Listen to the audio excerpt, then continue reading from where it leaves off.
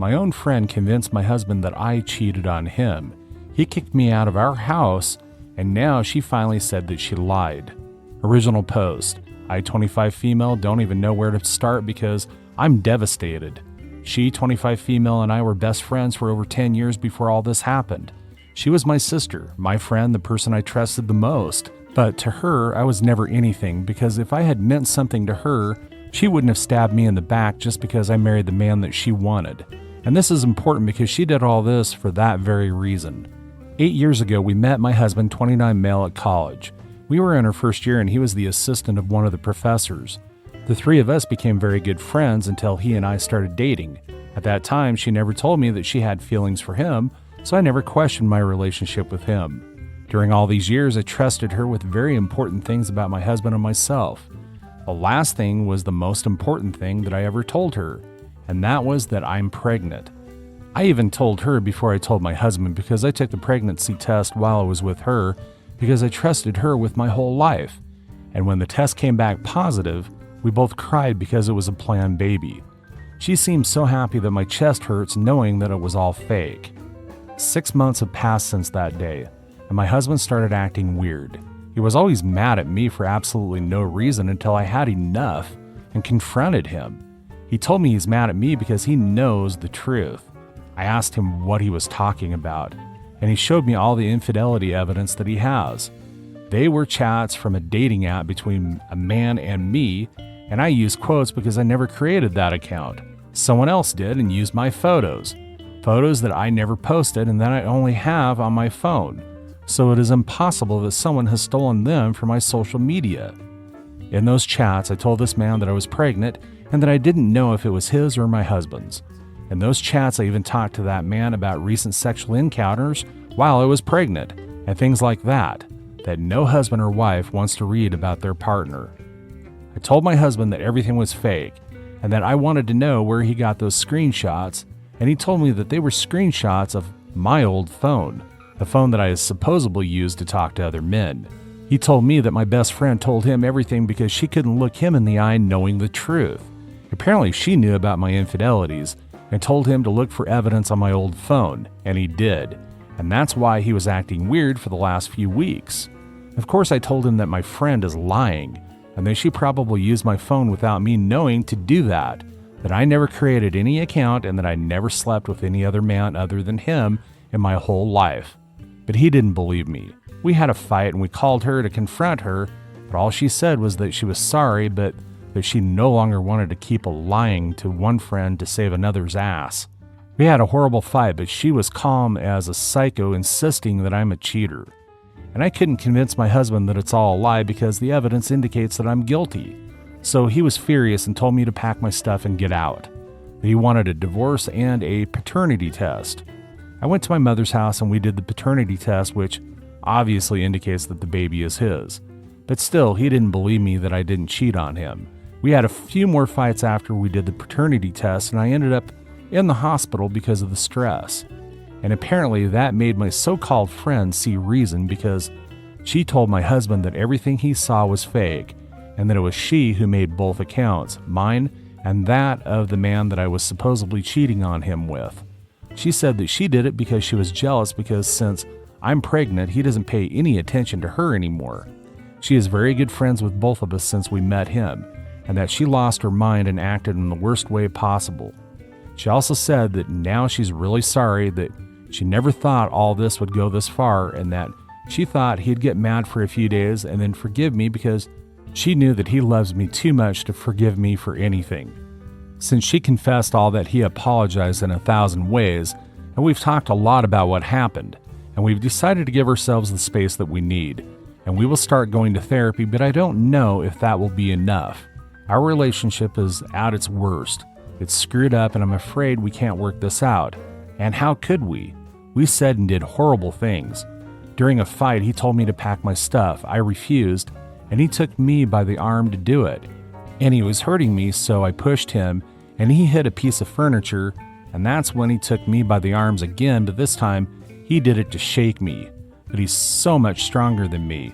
Not only am I skinny compared to him, but he's also really tall. And when he did that, he really hurt me. And I don't know if we can be who we were in the past again. In the past, we almost never fought. And if we did, there was never any violence involved.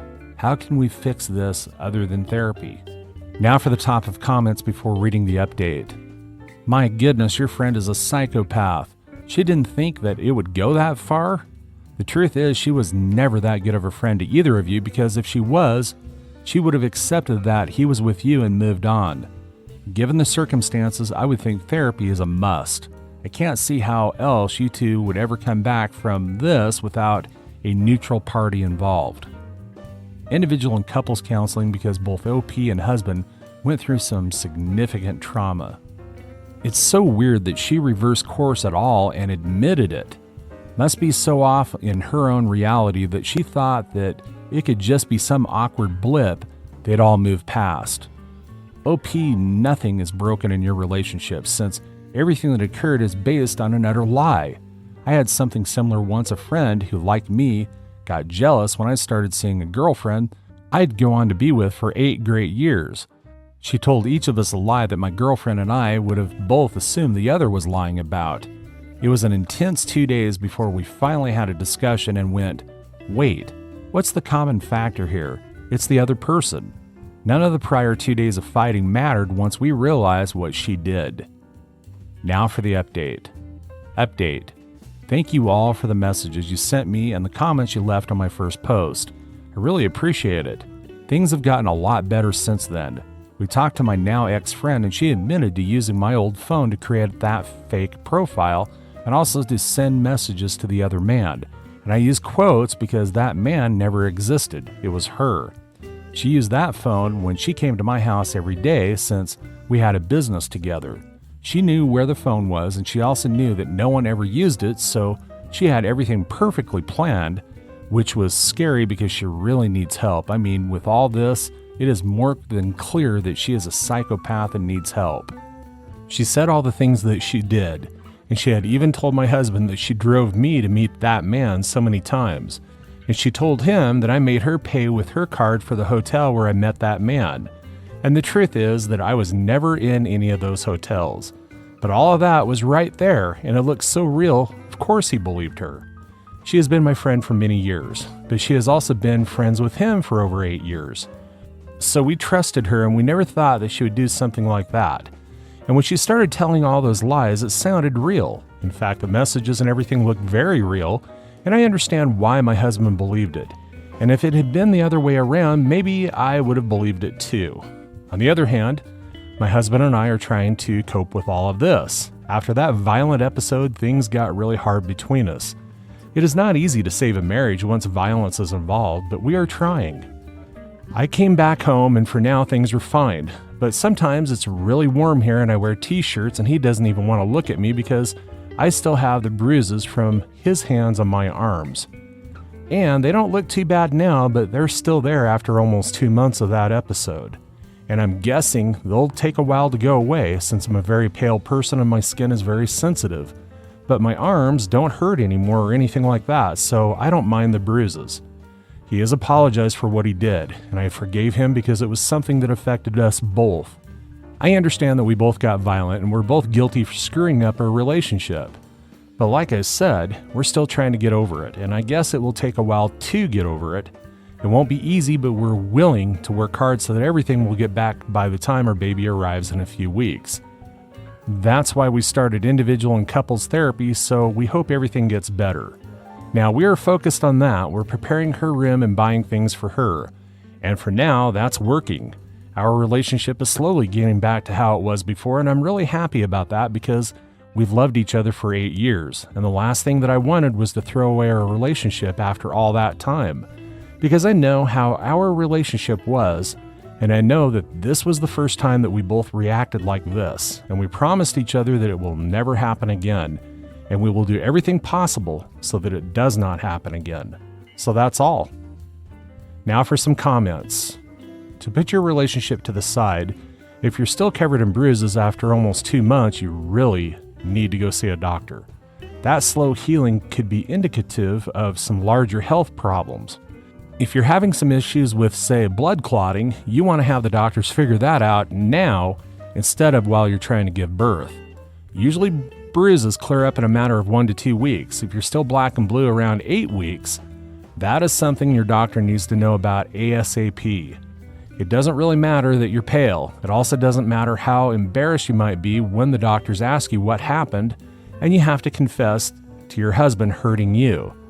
What matters there is your body isn't able to adequately clear that hematoma after an excessive amount of time. That's important medical information right there.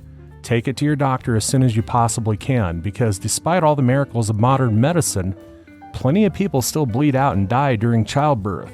If your body isn't able to handle bleeding in a normal fashion, including bruises, that is very important for your doctors to be on top of.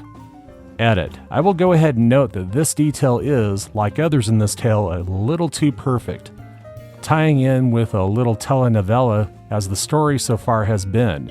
It smacks someone Googling how long bruises last and then saying to themselves that if 2 weeks is normal, then 2 months must be suitably dramatic. But even if it's fake, deaths in childbirth ain't no joke. So if you resemble these remarks, go talk to your doc and consider adding an iron supplement for my pail of anemic ass to yours, LMAO. I bruised like that when I was pregnant. Come to find out, my borderline anemia went way over the border. Happened in all 3 pregnancies. They just gave me prenatal vitamins with extra iron. Hopefully that's all it is, but I agree a doctor should look into it. Arnica cream actually does heal bruising faster, but she may also want to get her iron levels checked. I am a pale person who bruises badly, but it gets worse when I'm anemic. While I don't disagree with needing to get checked out, my wife has had bruises last literally months from relatively minor bumps and what you have. So no, I'm not abusive. My wife can bruise from getting hit by a water balloon and is ghost white pale, so the tiniest bit of bruising shows up badly. She has had bruises show up that she didn't even remember where they came from that lasted over a month. She's also been tested for every bleeding disorder known to modern medicine and came up negative for them all. Story 2. Am I the a-hole for not wanting anything to do with my brother, even after he tried to delete himself? Plus update. Original post. I, 27 male, haven't seen or spoken with my brother Kevin in 5 years. I barely speak to her parents or anyone in the family. When I was 22 and Kevin was 25, I found out that my girlfriend of 3 years was having an affair with Kevin. I broke up with her and moved back into my parents' place, showing my parents the proof of the affair. After a month of ignoring Kevin's attempts to reach out and being cold, when he would come around to apologize, my parents told me it was time to forgive him. They even went as far as to stage an intervention with me, my ex, Kevin, and extended family, to give me reasons why I should forgive them, especially Kevin. All this did was hurt me more. I told him what they did was unforgivable, especially when it came to Kevin, because he was my brother. I looked up to him, and I would have done anything for him. We were really close, and he betrayed me in the worst way. A couple of months after that, I got the chance to get far away from them and took it. I went in no contact with Kevin and my parents. For the last couple of months, I've been in contact with a cousin because my grandmother has been having health issues, and it got worse, so I went back to visit her in the hospital. On the way out, I unfortunately ran into Kevin. He wanted to talk, but I pretended I didn't know him, and he started to cry saying he was sorry, and he wanted to have a relationship. I told him he must have me mistaken for someone else and left. My cousin then called me later saying Kevin has had a really bad mental breakdown about what happened. Apparently, ever since I cut contact with him, his mental health has declined a lot. Then my parents called me and begged me to see Kevin, that being there for him would give him a peace of mind. They pressured my cousin into giving them my number. I told them I wasn't going to do that. Mom started crying, saying she wanted her family back, because she wanted her sons being close again. I told her that Kevin, her, and Dad ruined that I didn't care about them anymore. My dad then asked if we could all sit down, talk, and apologize for all the hurt that we caused each other, that things could be the way that they were before. I said I didn't want to talk and I have nothing to apologize for. The next day, my dad called and I could tell he was crying. He said Kevin tried swallowing a bunch of pills. Apparently, they told Kevin what I said and it pushed him over the edge. My parents found him in time and now he's in the hospital. They think I can make his mental health better if I just have a relationship with him again but I don't want one. I don't feel it's fair to put his mental health on me. I don't even know how I would even be able to help him when every time I think of him, all I feel is rage, hurt, and betrayal. He's my brother, but I just don't want anything to do with him. So am I the asshole for not wanting anything to do with my brother? Now for the top of comments before reading the update. It's a scummy thing for a brother to do, and your parents are a-holes for how they dealt with it. However, you will most likely live a long life, and with time, things can settle, and you might get over the betrayal. Do you really want to cut them off like this forever? In your 20s? Anger and pride are really strong in males. As you move to middle age, though, your feelings might change or mellow out, and some regret might start to creep in. Be very sure you are happy to be alone for the rest of your life, as that's what you are setting yourself up for. Are you sure you don't ever want to see even your parents again? If so, then so be it, but if 50 years on this planet has shown me anything, it's that there are nuances and shades of memory and emotion, and in the long view of decades of hindsight, you may regret that decision. I want them to respect my boundaries, but they don't seem to get that.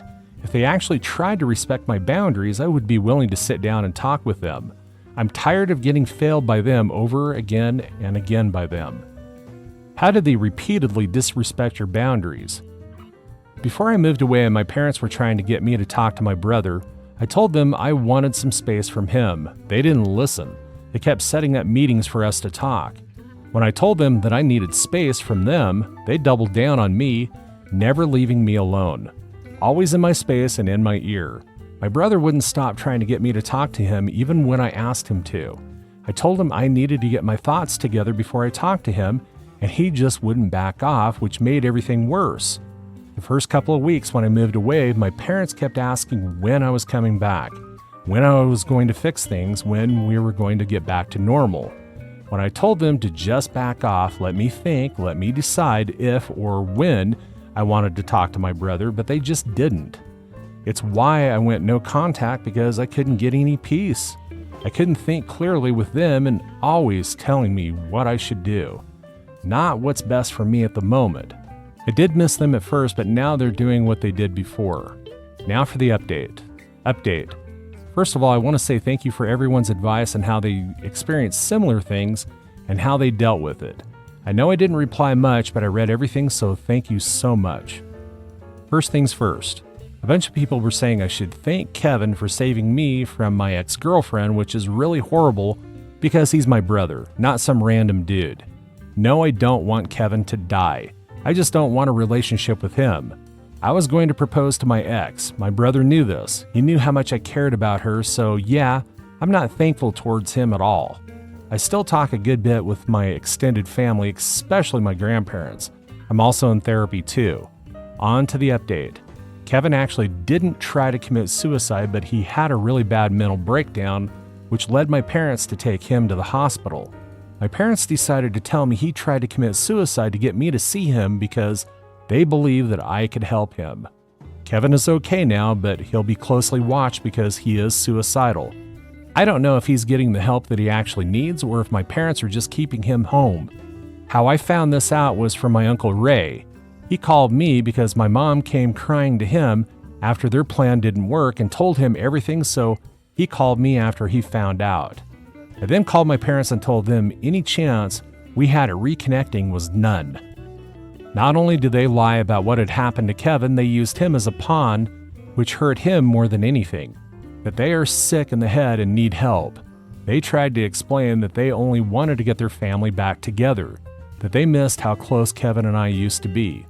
I told them that that would never happen, especially because of what they did, that Kevin didn't need me, he needs professional help.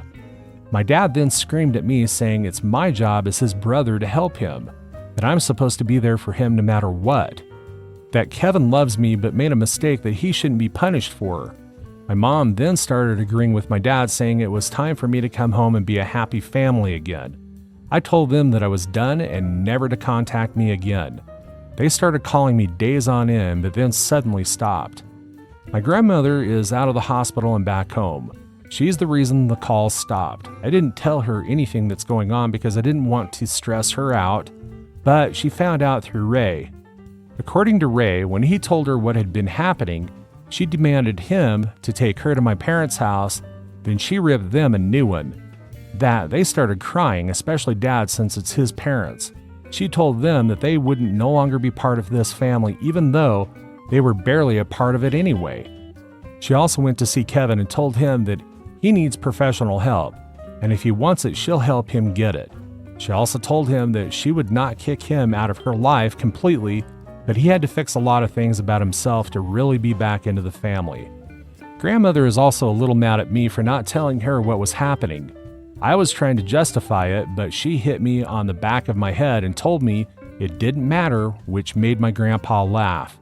They told me that they would make sure my parents wouldn't get through to me and to make sure that Kevin is getting the help that he needs to get better. I told them that I appreciate them, but to not get so stressed, especially with Grandma coming out of the hospital. But again, a solid hit to the head shut that down. They told me as grandparents, they're supposed to help their grandkids, especially the ones that really need it. Grandma went to explain that she knows the hurt Kevin has caused, but he needs help desperately, and I agreed with her. Grandpa then explained that they would help him and make sure that my parents are doing the right by him. They also would make sure that nobody in the family contacts me that I wouldn't want to be contacted by. My grandmother told me if I hide anything from her again, I wouldn't want to be caught by her, so no more secrets from Grandma. So that's it for now. Kevin should be getting the help that he needs, and my parents are getting their asses kicked by Grandma. I'm fine with how the situation ended.